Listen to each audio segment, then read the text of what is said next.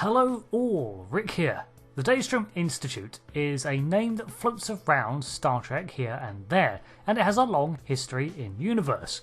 It is a Federation organisation responsible for the development and study of new technologies and pioneering research and theories that would ultimately benefit the UFP. The Institute is named after the inventor of the duotronic computer, Dr. Richard Daystrom. It was born in 2219 and considered a genius, unlocking the breakthrough technology in 2243 that became the backbone of Starfleet systems for the next 70-odd years. That work was since improved upon and developed by his peers, and by 2256 the institute around him and his work had been founded. The Daystrom Institute was a technological powerhouse that picked up the work of its namesake and surrounding studies. The Institute of Technology itself spans multiple departments, including advanced robotics, the Daystrom Archaeological Council, Advanced Synthetics Research, Cybernetics Institute, and the ambiguously named Advanced Studies. There are likely more divisions, as by the 24th century it was also developing propulsion methods and had a hand in many other projects too. Although founded as a Federation department and made up of civilians, the Institute quickly developed a strong connection to Starfleet, and, at least in part, is even considered a department of Starfleet by the 24th century. Whether this was always the case, or it was assimilated by the structure, is not confirmed in the law, but either way it's a bit of a moot point, as the two organisations have maintained their ties since the start. In fact, Starfleet transfer regulations even manage the posting of commissioned Starfleet researchers to the Daystrom Institute, such as the Associate Chair of Robotics, Bruce Maddox, holding the rank of Commander. Civilians within its departments too are often dispatched to Starfleet postings, and even granted specialist status as part of Starfleet's ranking structure. This closeness to the Federation's explorative and scientific arm affords the Institute a greater reach than it might otherwise have, and access to ships and equipment that can help its own projects, but it comes with a potential catch too.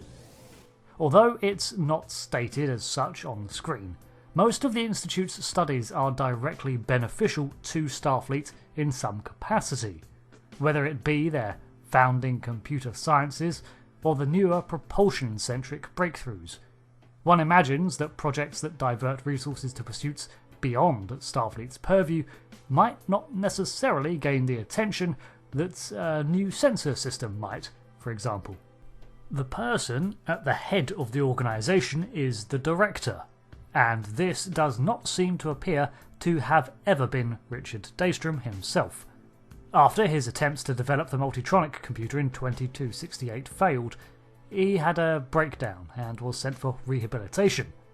Part of his drive into creating this new system was the feeling of being overshadowed by his peers, even though they were continuing his work. So perhaps he saw not being the director of an organisation that owed its existence to him and bore his name as a factor in this feeling. The Institute itself was based in Okinawa, Japan, where a multitude of divisions held an office and conducted their studies. However, there were other branches elsewhere around Earth, such as the Montana Institute, and within the Solar System, such as the Terran Academy of Sciences on Titan and the Institute of Technology on Mars. The latter of the two was strongly tied into the shipyards of Utopia Planitia, and its theoretical physics department focused on warp studies. It was from this department that Dr. Leah Brahms originated, before gaining a professorship in theoretical physics there. There are also annexes on Gaylor 4, overseen by Starfleet's Vice Admiral Haftel, and on Rigel 3. There is also the supercomputing annex at Starfleet Academy, which I assume is there as part of cadet training for individuals who would work in this field, and a multitude of opportunities were presented for cadets to exchange placements at Daystrom facilities should it benefit their studies and career. There were also the additional locations outside of the home system, with annexes on Alpha Sigma 9, Noxon Martina 4, and at one time on Omicron Theta. The planet Soong fled to develop data in secret. Soong was not a part of Daystrom, however, but an independent inventor.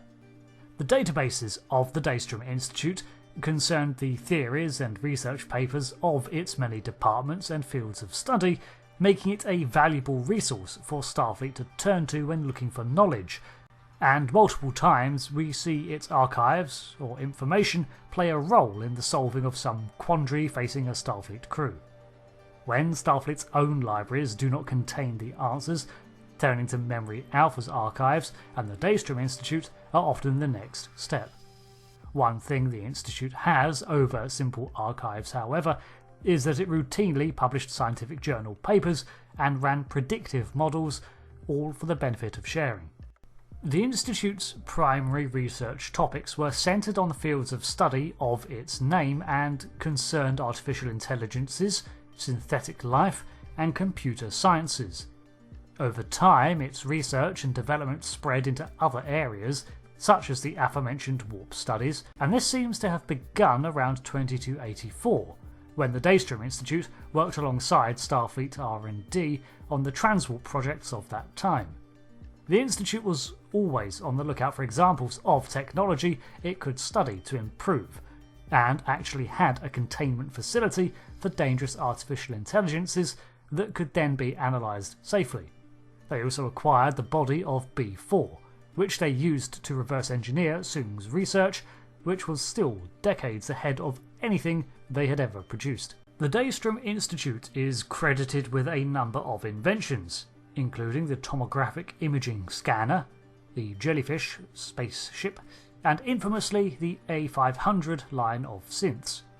These were considered pay limitations of Soong's work, with all the humanoid ability of a creation like Commander Data, but none of the mental capacity, not even approaching the level of B4, who at least was self-aware. The A500 units would go on to be a major security threat when they were hacked and turned against the Federation. This led to the ban on practical synthetic research and development of technology, while the Federation tried to learn what had happened, and such a declaration from the UFP severely hamstrung the Institute when it had to reduce many of its departments, most of which were focused on some form of artificial intelligence or robotics, down to theoretical work only. This led many to leave until the ban was rescinded in 2399. In other tales, an organisation known as the Soong Foundation was an internal group within it, which was created with the promotion of artificial life forms' rights in mind, although these tales also saw the recreation of data from B4's memories. So, not canon. All in all, the Daystrom Institute is a highly specialised organisation of scientists that develop multiple theories and technologies that benefit the Federation, but Starfleet in particular. They have intimate ties to the exploratory arm of the UFP, akin to a militarily funded research company, but without the funding because, no money. Instead, they benefit from the resources of Starfleet and a greater reach into space, as well as an exchanging of personnel to benefit both organisations where needed. Thanks for watching this breakdown on what exactly the Daystrom Institute is. I also have been a Rick, and I will see you later for another lore video. Until then, goodbye.